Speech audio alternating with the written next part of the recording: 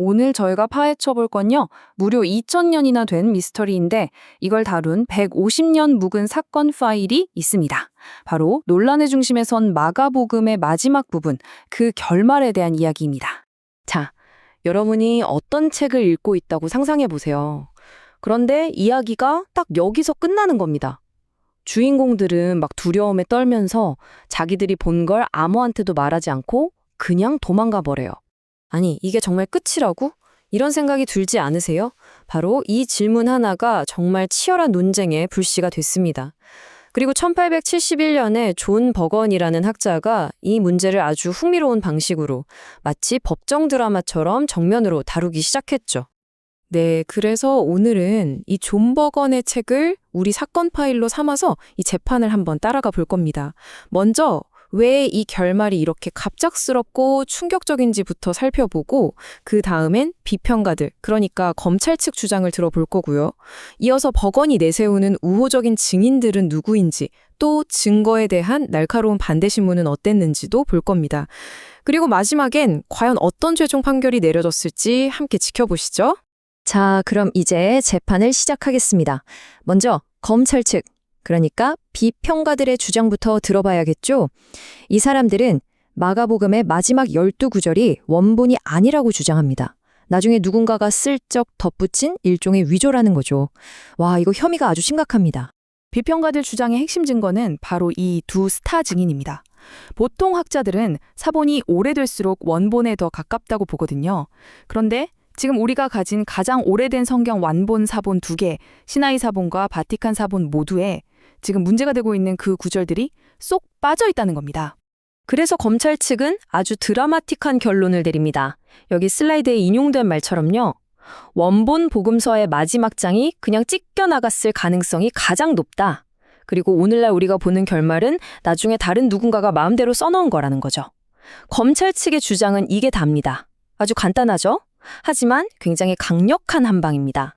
자, 이제 분위기를 바꿔서 변호인 측의 반론을 들어볼 시간입니다. 존 보건은 이 강력한 주장에 맞서서 자기가 제시할 증거가 압도적이라면서 반격을 시작합니다. 자, 이 슬라이드를 보시면 버건의 결정적인 주장이 뭔지 딱 보입니다. 이게 정말 흥미로운데요. 버건이 내세운 증인들은요, 검찰이 증거로 든 그 오래된 사본들이 만들어지기도 훨씬 전, 무려 150년도 더 전부터 이 논란의 구절들을 인용하고 있었다는 사실입니다. 시간이 거꾸로 가는 것 같지 않나요? 그리고 이 표는 버건의 다음 주장을 아주 명확하게 보여주는데요. 단순히 몇몇 사람이 인용한 걸 넘어서 시리아부터 유럽, 아프리카에 이르기까지 초기 기독교 공동체 전체가 사용했던 가장 오래된 번역본들에도 이 구절들이 전부 들어있었다는 겁니다. 자, 이제 재판은 클라이맥스로 향합니다. 버건이 비평가들의 핵심 역사 증인, 사세기 저술가인 에우세비우스를 어떻게 반대신문하는지 한번 같이 보시죠. 아주 흥미진진할 겁니다. 검찰 측이 제시하는 결정적인 증언이 바로 이겁니다. 4세기의 유명한 역사가죠. 에우세비우스가 거의 모든 사본에 이 구절들이 빠져 있다라고 인정하는 것처럼 보이잖아요. 이건 변호인 측에 정말 치명타가 될 수 있는 아주 불리한 증언입니다. 하지만 버건은 바로 다음 문장을 증거로 딱 제출하면서 판을 뒤집습니다. 이 뒷부분을 마저 읽어보면요. 에우세비우스가 자기 의견을 말한 게 아니라는 걸 알 수 있어요. 그냥 당시 학자들 사이에서 이렇다 저렇다 하는 두 가지 다른 견해가 있다는 걸 중립적으로 소개하고 있었을 뿐이라는 거죠. 결국 버건은 이렇게 강하게 몰아붙입니다. 검찰 측의 핵심 증인이라고 내세운 인물들은 사실 적대적인 증인이 전혀 아니었다.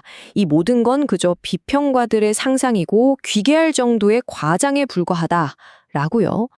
자, 이제 모든 증거 제시가 끝났습니다. 버건은 이 12구절에 대한 최종 판결을 요구하면서 정말 불같은 최후 변론을 시작합니다. 버건의 최후 변론은 이렇습니다. 자, 저울을 한번 상상해 보세요. 한쪽에는 사본 2개가 있습니다. 그런데 다른 한쪽에는요, 훨씬 더 오래된 수많은 고대 증인들과 전 세계의 번역본들이 놓여 있습니다. 버건에게 있어서 이 증거의 무게는 너무나 명백한 거죠. 이 구절들이 진짜라는 걸 결정적으로 증명한다고 주장하는 겁니다. 결국 19세기에 벌어졌던 이 뜨거운 법정 공방은 오늘날 우리에게도 아주 근본적인 질문을 던집니다. 모든 원본이 사라져버린 아득한 역사 앞에서 우리는 과연 무엇을 진짜 증거로 삼아야 할까요? 이 질문을 여러분께 남겨드리면서 오늘 분석은 여기서 마치겠습니다.